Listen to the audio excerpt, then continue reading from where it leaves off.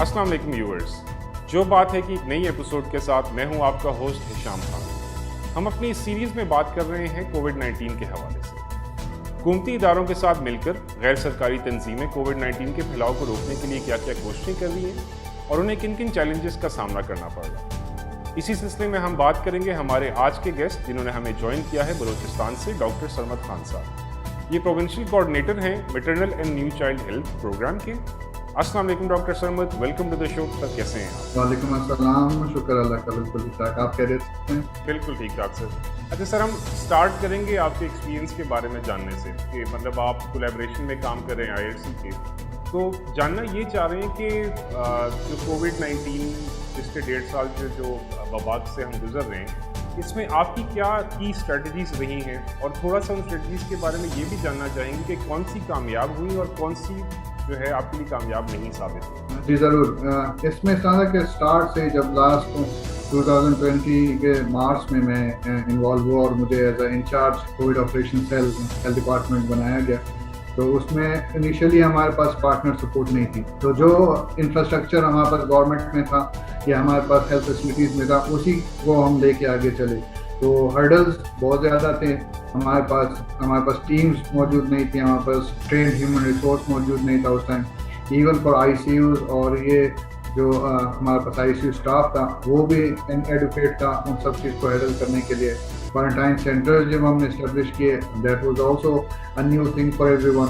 और फियर बहुत ज़्यादा था, इवन हेल्थ केयर प्रोवाइडर्स में फियर बहुत ज़्यादा थी। अनसर्टेनिटी थी कि कोविड-19 क्या है, वो क्या कर सकता है। तो सारे वो जो सोशल मीडिया पे उनके पास न्यूज़ और चीज़ें आ रही थी, उसी के बेस पे वो देख रहे थे चीज़ों को। लेकिन फिर स्लोली स्ट्रेटजी हमारी यही रही कि आप पहले तो यही है कि स्टार्ट में हमें यही समझ आ रहा था कि लोगों को क्वारंटाइन करते जाएं, स्पेशली जैसे जो बॉर्डर के हमारे थे वहाँ से जब आ रहे थे उन सबको हम क्वारंटाइन कर रहे थे। पर देन सबके सैंपल्स लेने थे, लैब फैसिलिटी भी इनएडुकेट थी क्योंकि वो इतने ज़्यादा सैंपल प्रोसेस नहीं कर पा रहे थे। एक ही लैब थी उस टाइम हमारे पास और उसकी भी जो कैपेसिटी है वो अराउंड 200 समथिंग थी, तो वो भी इतना इनफ नहीं था। फिर हमने ये सोचा कि हम लैब्स को इंक्रीज़ करें, अपनी जो रैपिड रिस्पांस टीम है उनको हम ट्रेन करें और उनको डिप्लॉय करें फील्ड में।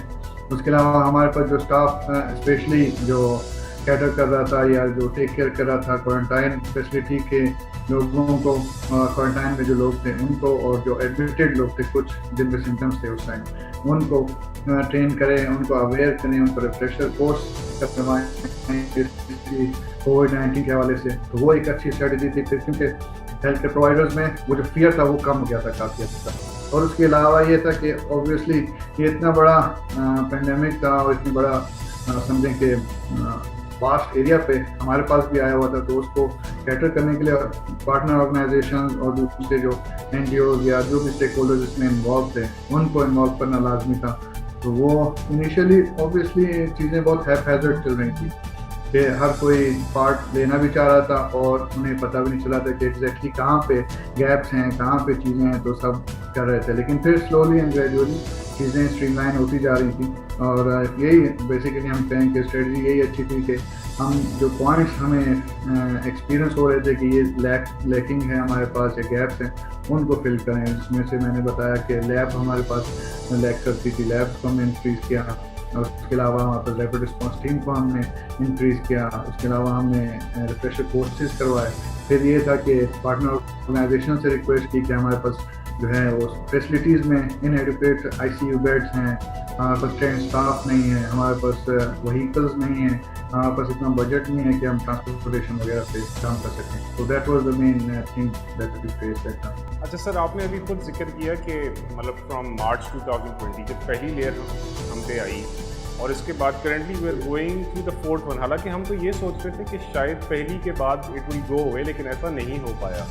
बट अभी चौथी लेयर जो है वेव गुजर रही है हमारी इसमें, और मैं ये जानना चाह रहा हूँ कि अब करंट सिचुएशन में क्या प्रायोरिटीज़ हैं, मतलब स्पेशली आपका ताल्लुक बलूचिस्तान से है, तो जो है मतलब प्रोविंस लेवल पे क्या प्रायोरिटीज़ हैं कि मतलब इसका जो अभी लोगों को महफूज रखा जा सके, इसका स्प्रेड को रोका जा सके। So what are the key priorities right now?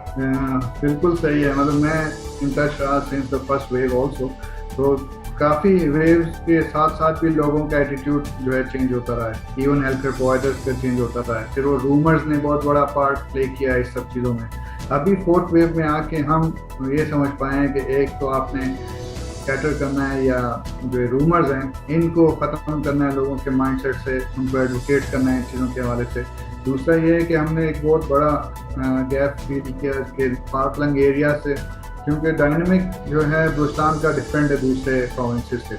उनका इंफ्रास्ट्रक्चर हमसे काफ़ी अच्छा है, उनके फैसिलिटीज़ और वो जो लैब फैसिलिटीज़ हैं वो हमसे ज़्यादा बेहतर हैं। तो हमने वो फेस किया कि वो जो पार्कलंग एरिया से सैंपल्स आते थे वो अक्सर या तो ख़राब हो जाते थे, कोल्ड चेन मेंटेन नहीं हो पाता था, या लेट हो जाते थे, डिले होता था उनमें, और उनके पास इतने फंड्स भी नहीं होते थे कि वो डेली के बुनियाद पे हमें सैंपल्स सेंड करें या इवन 2 नाइट्स जो है अपार्ट करें। तो वो एक चीज़ है कि हम ज़्यादा लैब्स इस्टेब्लिश करें, डिविजनल लेवल पे लैब इस्टेब्लिश करें। तो ये हमारी प्रायोरिटी थी जिस पे काम हो रहा है, और अभी वो almost like on the way है, अभी कंस्ट्रक्शन काम चल रहा है। सेकेंडली ये था कि रिफ्रेशर के हवाले से कि बाकी साइन एंड सिम्टम जैसे हर कोई कह रहा था कि फर्स्ट वेव में वेरिएंट दूसरा था, सेकंड में दूसरा था, थर्ड में, तो वेरिएंट्स चेंज हो रहे हैं, तो उनके बिहेवियर भी चेंज हो रहे हैं। तो उस पर कंटिन्यूस एक रिफ्रेशर उनका होता रहे, एडवोकेसी उनकी होती रहे कि क्या आप फेस कर सकते हो और क्या आपने प्रिकॉशंस लेने। स्पेशली आईपीसी के हवाले से हमने सारे हॉस्पिटल्स के साथ ये रिफ्रेशर ट्रेनिंग और एडवोकेसी सेशंस किए हैं, और ऑनलाइन हम उनके साथ कनेक्ट रहे बहुत सारे ओकेजन्स में कि हम उनको बता सकें कि क्या आप कर सकते हैं। और उसके अलावा ये है कि हमारे पास ह्यूमन रिसोर्स की जो कमी थी, हम वो चाह रहे हैं कि वो भी हमारे पास एडुकेट क्वांटिटी में हो कि हम इवन जो है डिस्ट्रिक्ट हेल्थ क्वार्टर लेवल पे भी हमारे पास ऐसे लोग हों जो आईसीयू को, बेड्स को, या इवन ऐसे पेशेंट्स को थोड़ा बहुत ख्याल कर सकें अनलेस कि जो है उनको शिफ्ट हो या रेफर न करना पड़े। तो स्टिल हम देख रहे हैं कि वो चीज़ें अभी तक पूरी तरह से नहीं हो पाई हैं, हम कंप्लीट उनको ओवरकम नहीं कर पाए हैं गैप्स को। तो प्रायोरिटी स्टिल हमारा एक तो मैंने कहा कि लैब हम इस्टेब्लिश करने हैं, दूसरा HR हमारे पास होना चाहिए, और दूसरा ये कि जब सैंपल्स अगर इवन देन सैंपल्स अगर कहीं से आपको सेंड करने हैं तो उसको आप प्रॉपर तरीके से आपके पास एक मैकेनिज्म हो कि आप कोल्ड चेन मेंटेन करके उनको प्रॉपर इन टाइम जो है आप सेंड कर सको ताकि दूसरा स्प्रेड आप बचा सको।